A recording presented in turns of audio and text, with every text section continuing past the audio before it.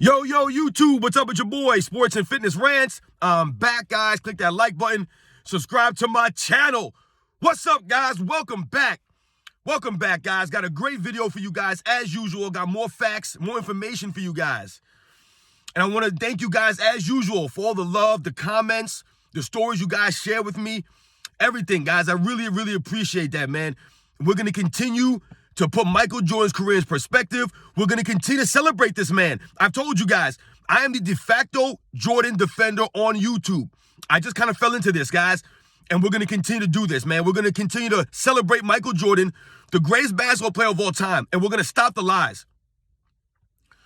And in this video, we're going to continue with what I did yesterday, guys. If you guys saw my video from yesterday, I did how Michael Jordan had no help in the 1989 Eastern Conference Finals. Well, today, guys, we're going to do the same thing, except this time, we're going to talk about the 1990 Eastern Conference Finals. That's right, 2 years in a row, Michael Jordan had no help in the Eastern Conference Finals, guys. No help. We're going to talk about that. But as usual, guys, I want you to turn that volume all the way up. Hit that play button. Go do whatever you got to do. Listen to my voice, guys. You don't have to watch the video. Listen to my voice. Listen to the information. And let's roll. So, yeah, guys, if you guys saw my video that I did yesterday about the 1989 Eastern Conference Finals, we're going to talk about 1990 today. If you guys haven't seen that video, go check it out, guys. It'll be a good lead up into this video. All right, we're going to focus on the 1990 Eastern Conference Finals in particular and how that relates to Michael Jordan having no help. Once again, having very little help in the Eastern Conference Finals against the bad boy Pistons. So, guys, when we think about Michael Jordan, right? And I've told you guys many times, Michael Jordan did more with less than anybody else in NBA history. And the true NBA fans know that. You don't have to be a Michael Jordan fan to realize that. You understand that. And that's why most people consider Michael Jordan the greatest of all time. Well, it's one of the reasons, right? He did more with less, guys, right? He accomplished more in less time than anybody else in NBA history. And the crazy thing about it is Michael Jordan probably could have accomplished even a little bit more, obviously, if he didn't retire. But like I covered in the 1989 Eastern Conference Finals, the Bulls could have won that series if Michael Jordan had a little bit of help on the offensive end. Just a little bit of help, guys. They could have been in the NBA Finals in 1989. And the same thing goes for 1990, guys. The 1990 Eastern Conference Finals went 7 games against the defending champion Pistons, and the Bulls could have beaten them, and they probably should have beaten them. But once again, Michael Jordan was out there by himself, as usual, on the offensive end when it comes to the NBA Eastern Conference Finals against the Pistons, man. So, once again, guys, the Detroit Pistons in 1990, I believe they won 58 games or something like that. They were the number 1 seed. They were the number 1 defensive team again, like I told you guys yesterday. They were the number 1 defensive team in 1989, and in 1990, they were actually a little bit better on defense in 1990, guys. I believe they were number 1 in points per game and number 2 in defensive rating that season. The Bulls, on the other hand, though, took a little bit of a step back on the defensive end. Now, don't forget, this is Phil Jackson's first year coaching. Doug Collins is gone now. The Bulls took a little bit of a step back defensively. However, they won, I believe, 7 or 8 more games. They won 55 games that year, and they were the number 3 seed because the number 2 seed went to the Philadelphia 76ers that won their division, right? So the Bulls took a little bit of a step back defensively. I believe the year before, 1989, I believe they were a top 5 defense. And I believe 1990, they were like number 11 or something like that in defense, guys. So they took a little bit of a step back defensively. But when I talk about Michael Jordan having very little to no help, guys, in the Eastern Conference Finals that year, I'm going to explain what I'm talking about, guys. All right? You guys heard my video and you understand what I was talking about in 1989. You guys got all that. Same thing applies in 1990, guys, right? So we think about the 1990 Chicago Bulls. Like I said, they won 55 games. His first year coach, Phil Jackson, coaching the team. I believe in the regular season, Michael Jordan averaged about 33 points a game. I think 6 rebounds, 6 assists. I think Scottie Pippen averaged like 16 points a game, like 6 rebounds, like 3 assists or something like that for the season. I believe Horace Grant averaged like 12 points and like 9 rebounds or something like that for the season. And in the postseason, Michael Jordan, I believe, averaged 36 points a game. He actually upped that up to 36 points a game in the playoffs. I believe 7 rebounds and I think 6 assists in the playoffs. 2 steals or whatever. I believe Scottie Pippen's numbers went to 19 points a game. I think 7 rebounds. I think him and Michael Jordan the exact same rebounds, and I believe 3 assists for Scottie Pippen in the playoffs. So when we think about that, guys, this is my problem with Scottie Pippen and a lot of the Bulls supporting cast of Michael Jordan. These guys were not consistent, right? So if you guys were to go back and look at the round one of the Chicago Bulls, right? They played the Milwaukee Bucks in round one in 1990, right? Scottie Pippen was really good in that series. If you guys look at the numbers that Scottie Pippen put up or his supporting, Michael Jordan's supporting cast put up in the second round against the Philadelphia 76ers, the numbers were really good. And the crazy thing is, guys, is that Scottie Pippen actually missed, I believe, one game against the Philadelphia 76ers in the playoffs that year in the second round. I believe he missed like game 4 or something like that. And the Bulls won that game without Scottie Pippen. The Philadelphia 76ers, I believe, were the number 1 offensive team, I believe, in the league that year, guys, being led by Charles Barkley, who probably should have won the MVP in 1990. A lot of people don't realize that was one of the closest MVP races in history. Magic Johnson beat Charles Barkley by a very slim margin. And even to this day, Charles Barkley says that he believes he should have won that MVP. And a lot of people believe that. That was a very close MVP race. But Charles Barkley was outstanding in the 1990 season. And like I said, his team was the number 2 seed. They won, I believe, 53 games. They won their division. And Charles Barkley played very good in that second round. But like I said, the Bulls were able to beat them in 5 games, 4 games to 1. Really no problem. And like I said, one of those games they had to play without Scottie Pippen. I don't remember if it was an ankle or something, but he missed the game. As usual, right? This is the MO of Scottie Pippen. So when you look at that, the first round against Milwaukee, the second round against Philadelphia, and now we're talking about the 1990 Eastern Conference Finals against the number 1 seeded Detroit Pistons, the number 1 defense in the league for the second consecutive season, or actually about the third consecutive season, they were the number 1 defense. And then we look at Michael Jordan's supporting cast, guys, and this is where things get crazy. This is what I'm talking about. The inconsistency of Michael Jordan's supporting cast his entire career. It's been as on the offensive end, guys. I'm talking about the offensive end. The inconsistencies of guys like Horace Grant, of guys like Scottie Pippen, John Paxson, Bill Cartwright. These guys were very inconsistent. So when you look at their numbers in Milwaukee series or the Philadelphia series, these guys' numbers were pretty good. Their shooting percentages were good. But then when it came time to play against a really tough team, a really, really great defensive team, this is where Michael Jordan's teammates folded up. They fold up. And this is the second year in a row they did this, guys. Michael Jordan had very little help, but once again on the offensive end in that series. And the crazy thing about that series, guys, is the home team won every single game. And when we think about Game 7, the Bulls lost, I think, by like 11 points or something like that. They lost pretty good. It might have even been more than that. They might have lost by almost 20. It might have been like an 18-point loss. They got beat up pretty good in that game. But why is that? It wasn't because of Michael Jordan, guys. It wasn't because he had all this help and it was Michael Jordan's fault. It was because literally Michael Jordan had 0 offensive help, guys. 0 in Game 7. 0. Now, Michael Jordan, I believe, averaged 32 points a game in that series, guys. I believe he averaged 32 points, 8 rebounds, and like 6 assists in that series, guys. He put up out of this world numbers. I believe he shot 47% from the field in that series. But Michael Jordan's teammates did not come through for him. No one on the Chicago Bulls other than Michael Jordan shot above 43%. Scottie Pippen was the highest at 42%. Scottie Pippen averaged 16 points a game, guys, in the Eastern Conference Finals on 42% shooting, guys. I believe 6 rebounds and I think 2 or 3 assists. That was the great legend Scottie Pippen that carried Michael Jordan to all these wins. Averaged 16 points on 42% shooting, guys. So once again, Scottie Pippen folding up in the Eastern Conference Finals. I believe Horace Grant averaged, let me see what Horace Grant averaged, guys. I wrote this stuff down, man.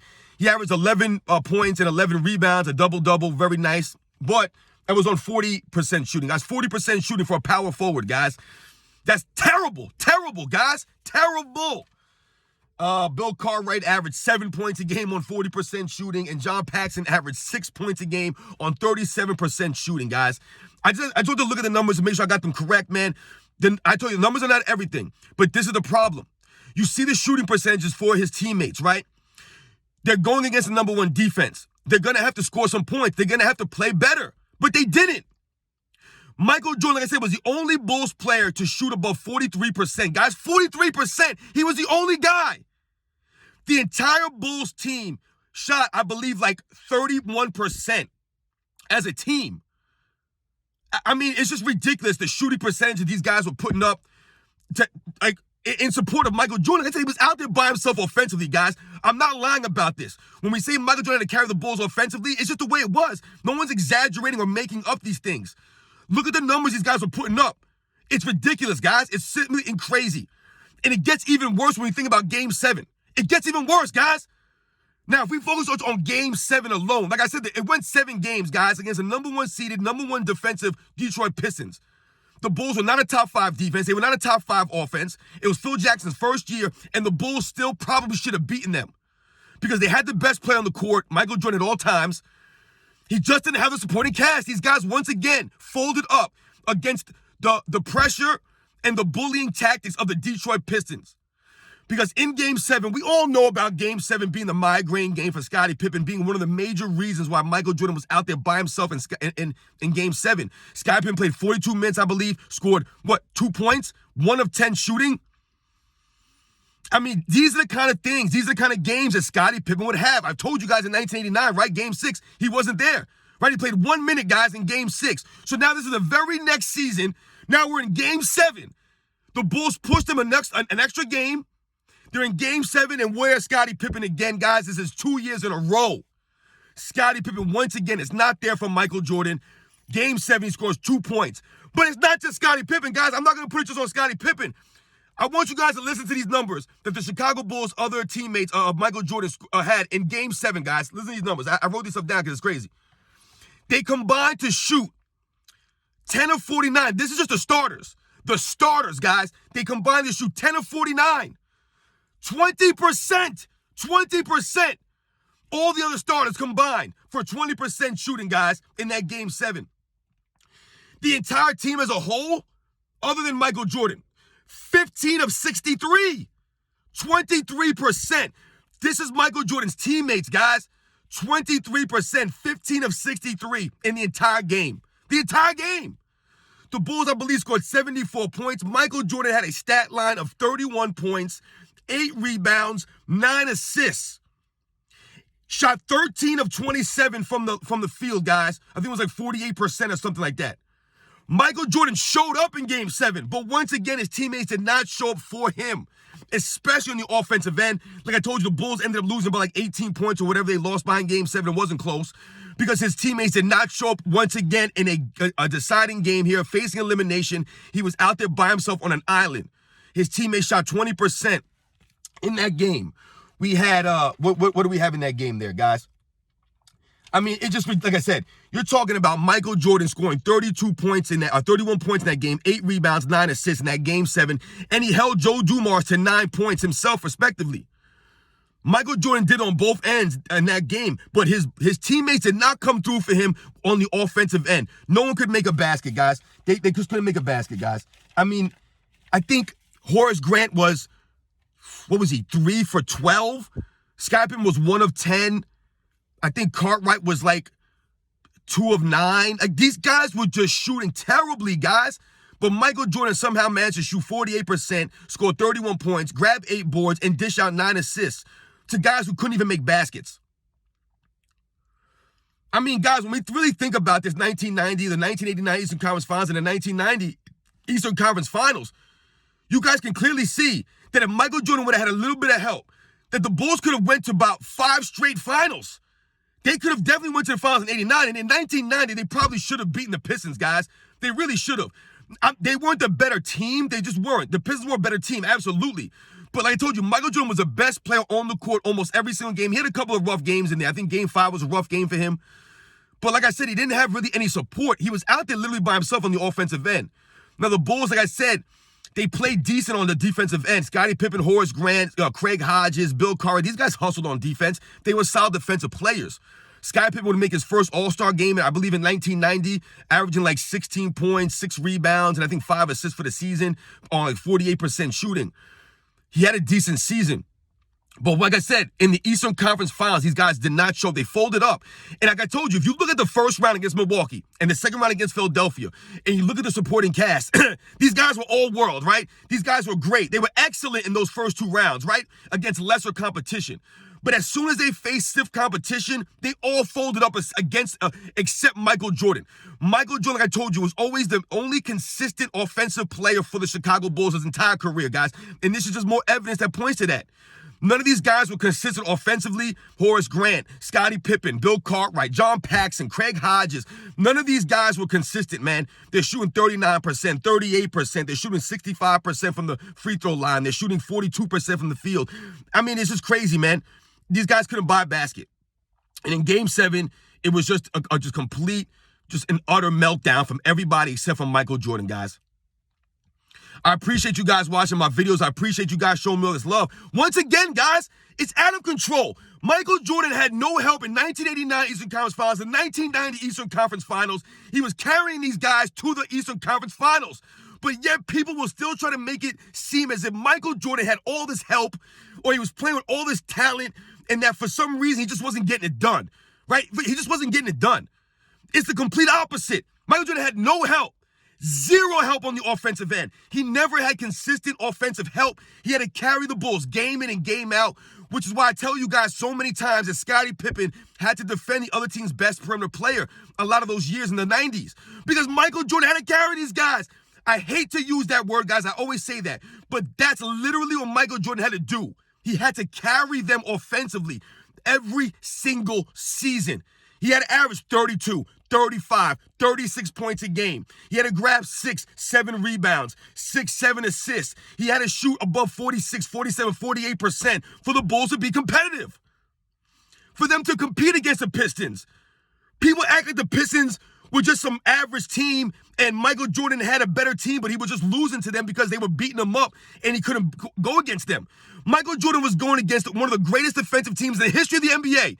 Every single season, from 88 to 89 to 90 to 91, the Detroit Pistons were the number one defensive team in the league. People consider them one of the greatest defensive teams of all time. And Michael Jordan was out there averaging 30 plus on 46, 48% shooting, getting beat down physically, having zero help on the offensive end, having to carry the Bulls offensively, going against guys like Dennis Rodman, going against guys like Joe Dumars. We're talking about some of the most elite defensive players in the history of the league. This is what Michael Jordan was going against. But yet, he's supposed to beat these guys, the defending champions, by himself. The number one defensive team by himself. You see the theme here, guys? Between 1989 and 1990 in the Eastern Conference Finals. You see the theme here, right? People holding Michael Jordan to a higher standard. He's supposed to beat these all-time great teams without any significant offensive help. The home team won every game in that series, guys. And like I told you, in Game 7, nobody showed up. Michael Jordan is the only player that got off the bus and got into that stadium. No one else showed up. No one else came off the bus, man. They did not come off the bus mentally. They were not prepared. They broke down. The Pistons were always beating the Bulls mentally. They were bullying them. They were pushing them around. They were the veterans. The Bulls were the young rooks. They didn't have any experience, man. And the Pistons took advantage of guys like Horace Grant and Scottie Pippen all the time down low. Michael Jordan had to lift these guys up off the deck numerous times, had to get in the face of the Pistons numerous times, had to stand up for these guys. I told you he was the big brother. It's crazy, guys, man. It really is, man. Go, guys, go. I'm telling you right now, go look at the numbers. Go watch the games. Go look how inept Michael Jordan's supporting cast was on offensive end. None of these guys could get their own baskets. These guys couldn't make any shots. Horace Grant was missing point-blank layups under the rim. Right? Just missing all these shots. Bill Cartwright can't shoot. Not even John Paxson was knocking the jump shots down. Like I said, they folded up against the Pistons, man. Like I said, the Pistons were an all-time great defensive team, man. Michael Jordan came to play, though, every single game. I believe Michael Jordan had 2 40-point games in that series, guys. I believe he averaged like 33 points a game in that series, man. Against a number one defensive team who was kneeing him, tripping him, pulling him, holding him, grabbing him, all this stuff, man. They were spitting on him. They were scratching him. But Michael Jordan was still representing, man. But his boys didn't show up, man. So, guys, I'm going to leave it at that, man. I really hope you guys understand what I'm saying between the 1989 Eastern Conference Finals and the 1990 Eastern Conference Finals. Michael Jordan was out there by himself offensively, especially offensively. Little to no help for a second consecutive season in the Eastern Conference Finals where the Bulls, I believe, could have went to the NBA Finals in 1990. They could have won. That could have been their first NBA championship that year. But Michael Jordan literally didn't get any support. These guys folded up in Game 7. They did not show up. Pippen had the migraine. And we know why he had the migraine, because he was so scared of the Pistons. They were destroying him mentally. He had a migraine from it. Insane. Michael Jordan was getting beat every single day, every single game, never had a migraine. Never scored 2 points. He always showed up for the Bulls, man. Shout out to Michael Jordan's greatness. We're going to continue to celebrate Michael Jordan's greatness, guys. We will celebrate it. We will not allow the lies. I will not allow the lies, man. If you're going to come at me, come correct, man. Don't come in my comment section lying, man, because we're not going to listen to it. We will not stand for it. I don't care if you think Michael Jordan's the greatest of all time or not. It has nothing to do with that. I will not stand for the lies any longer. All right, man? Michael Jordan was one of the greatest of all time, if not the greatest of all time, and you need to put some respect on this man's name. He had no help. Michael Jordan's whole career had no offensive help that was consistent. He had to carry the Bulls every single game, every single playoff run. It was ridiculous, man. In the 1990 Eastern Conference Finals, I just proved it to you guys, he had zero help on the offensive end.